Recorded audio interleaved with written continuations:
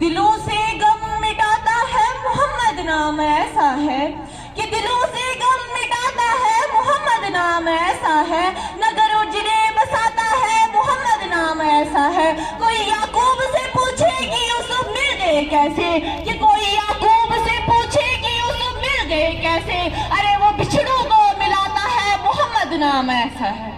محترم مقام پرنسپل صاحب، دیگر اساتذہ کرام، میرے پیارے بھائیوں اور بہنوں، السلام علیکم ورحمۃ اللہ۔ یہ اس دور کی بات ہے جب چاروں طرف اندھیرے کا راج تھا، ہر طرف جہالت کا روایا تھا، ہر طرف منافق تھے، شراب پانی کی طرح پیا جاتا تھا۔ اسی جہالت کو دور کرنے کے لیے، اسی اندھیرے کو ختم کرنے کے لیے ہمارے نبی صلی اللہ علیہ وسلم اس دنیا میں تشریف لاتے ہیں۔ جب ہمارے نبی صلی اللہ علیہ وسلم اس دنیا میں تشریف لاتے ہیں تو چاروں طرف جہالت ہی جہالت تھا، اور ہمارے نبی صلی اللہ علیہ وسلم اللہ کا دین لوگوں تک پہنچانے لگے، مگر مکہ والے ان پہ ظلم کرنے لگے، ان پہ پتھر برسانے لگے، ان کو جادوگر کہنے لگے۔ لیکن ہمارے نبی صلی اللہ علیہ وسلم یہ ساری تکلیفیں برداشت کر کے اپنے اللہ سے کہتے تھے، اللہم امتی امتی امتی، یا اللہ میری امت، یا اللہ میری امت، اور اسی وجہ سے رو پڑتے تھے۔ وہاں اللہ تعالیٰ جبریل سے فرماتے تھے، اے جبریل جا میرے محبوب سے پوچھ کیوں روئے ہو، وربک کا عالم، تیرا رب سب جانتا ہے، لیکن تو بھی تو پوچھ کے آ، ما یبکی کیوں روئے ہو۔ تو جبریل علیہ السلام ہمارے نبی صلی اللہ علیہ وسلم کے پاس جاتے ہیں اور پوچھتے ہیں، یا رسول اللہ آپ کیوں روئے ہو، آپ کا رب آپ سے پوچھتا ہے ما یبکی کیوں روئے ہو۔ اور ہمارے نبی صلی اللہ علیہ وسلم نے جواب دیا، میں خود نہیں رو رہا ہوں، مجھے امت کا غم رلاتا ہے۔ کیا کہا؟ میں خود نہیں رو رہا ہوں، مجھے امت کا غم رلاتا ہے۔ اور جبریل علیہ السلام واپس اللہ تعالیٰ کے پاس جاتے ہیں اور کہتے ہیں، یا اللہ تعالیٰ آپ کا محبوب امت کے غم میں روتا ہے۔ اور اللہ تعالیٰ نے فرمایا، جبریل جا واپس جا اور میرے محبوب سے پوچھے جیسا آپ چاہتے ہو وہی ہوگا، وَلَسَوْفَ يُعْطِيكَ رَبُّكَ فَتَرْضَىٰ، آپ کا رب آپ کو اتنا نوازے گا کہ آپ راضی ہو جائیں گے۔ تو ہمارے نبی صلی اللہ علیہ وسلم نے جواب دیا، میں تب تک راضی نہیں ہوگا جب تک میری امت کا ایک گناہ معاف نہ کیا جائے۔ ارے یہ تو وہی امت تھی نا جنہوں نے ان کو زخم پہنچائے تھے، جو ان کو جادوگر کہتی تھی، انہی کی بخشش کے لیے وہ اللہ کے سامنے روئے ہیں۔ پھر منظر کیا ہوگا؟ رب برالیے کے تاجدار سے پوچھو، پیشے حق ہم تک سناتے جائیں گے، وہ روتے جائیں گے، ہم کو ہنساتے جائیں گے۔ زلف دیکھی ہے کہ نظروں نے گٹا دیکھی ہے، لٹ گیا جس نے محمد کی ادا دیکھی ہے۔ اپنے چہرے کو چھپانا نہ ہے میرے آقا، کہ اپنے چہرے کو چھپانا نہ ہے میرے آقا، بعد مدت کے بیماروں نے بھی شفاعت دیکھی ہے۔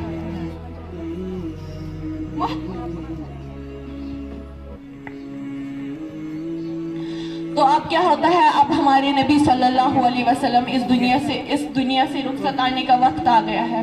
تو ہمارے رسول اپنی ساری امت کو بلاتے ہیں اور ان سے ملاقات کرتے ہیں اور ان کو بھی رخصت فرماتے ہوئے پھر اپنی بیٹی کو بلاتے ہیں، یعنی حضرت فاطمہ رضی اللہ تعالیٰ کو بلاتے ہیں، ان کے کان میں کہتے ہیں، میری بیٹی مجھے میرا اس دنیا سے رخصت ہونے کا وقت آ گیا ہے۔ تو حضرت فاطمہ رضی اللہ تعالیٰ زوروں قطار رونے لگتی ہے اور ہمارے نبی صلی اللہ علیہ وسلم ان سے پھر سے فرماتے ہیں، اے میری بیٹی رو نہ، میں سب سے پہلے تجھ سے ملوں گا۔ پھر اپنے داماد کو بلاتے ہیں، یعنی حضرت علی، ان کا سر اپنے گود میں رکھتے ہیں اور ان کی قبر پر ہاتھ پھیلاتے ہیں، ان کو دعا دیتے ہیں اور ان کو بھی رخصت فرماتے ہیں۔ پھر آپ صلی اللہ علیہ وسلم اپنی آنکھوں کی ٹھنڈک کو بلاتے ہیں، ارے کون؟ حضرت امام حسن اور حضرت امام حسین۔ آپ صلی اللہ علیہ وسلم نے فرمایا، یہ میری جنت کے دو پھول ہیں، یہ میری آنکھوں کی ٹھنڈک ہے۔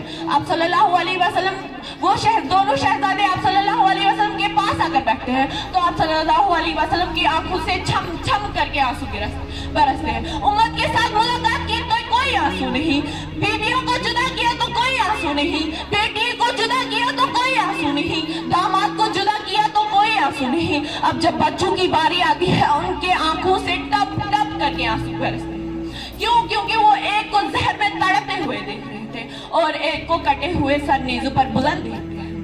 آپ صلی اللہ علیہ وسلم نے دعا نہیں دی، آپ صلی اللہ علیہ وسلم نے ہاتھ نہیں پھیلائے، آپ صلی اللہ علیہ وسلم نے اللہ کی تقدیر کے سپرد کر دیا، آپ صلی اللہ علیہ وسلم نے اللہ کی تقدیر کے سپرد کر دیا۔ अब सबसे मुलाकात हो गई तो आप जिब्रील खामोशी से अंदर आते हैं और आप सल्लल्लाहु अलैहि वसल्लम उससे फरमाते हैं जिब्रील क्या हुआ, क्यों खामोश हो? तो जिब्रील ने फरमाया या रसूल अल्लाह, मौत का फरिश्ता दरवाजे पे है, अंदर आने की इजाजत चाहता है।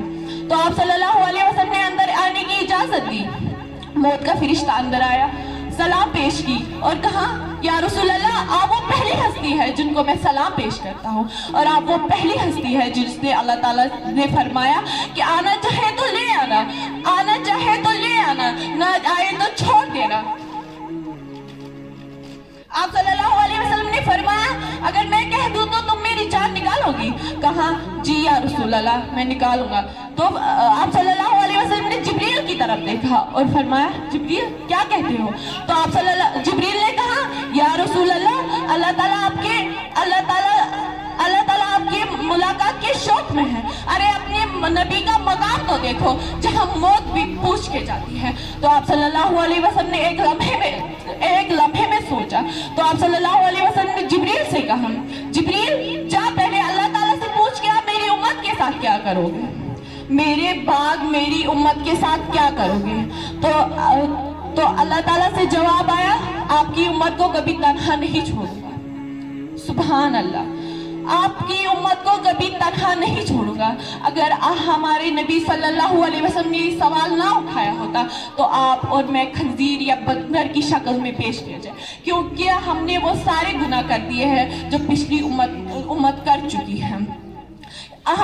इससे हमारे अजाब को किसने रोका है? हाँ मेरे नबी की आए हैं, हाँ मेरे नबी के आंसू हैं, हाँ मेरे नबी की फरियादें हैं, हाँ मेरे नबी का पेट पर पाथर बांध के सब्र करना। अब मैं ये कहकर इजाजत चाहती हूँ, नाम जितना भी मुकद्दस लिया जाए, नाम जितना भी मुकद्दस लिया जाए, नीयत में फितना हो तो तमाम कोशिश फितना बन जाती है। जिस तरह से अल्लामा इकबाल ने फरमाया है, अल्लाह से करे दूर वो तालीम भी फितना, अल्लाह से करे दूर वो तालीम भी फितना, अखलाक भी फितना, औलाद भी फितना, जागीर भी फितना, हक के लिए उठे तो शमशीर भी फितना, शमशीर तो क्या